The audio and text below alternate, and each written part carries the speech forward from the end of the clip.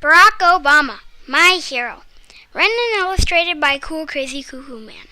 Barack Obama is my hero for a billion reasons. First of all, President Obama has great ideas. He makes fair decisions like supporting the Affordable Care Act so that more people can afford to go to the hospital if they need to.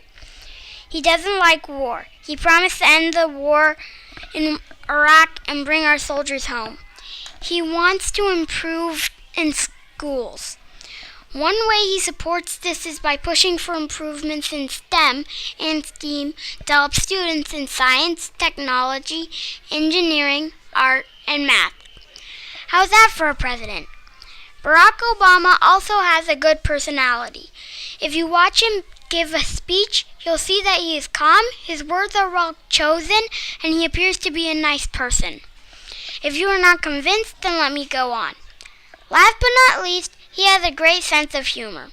Like me. In a speech to teachers on whitehouse.gov, he joked that his audience of students might need permission slips for playing hooky.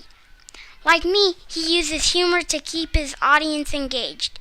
Obviously, Barack Obama is my hero.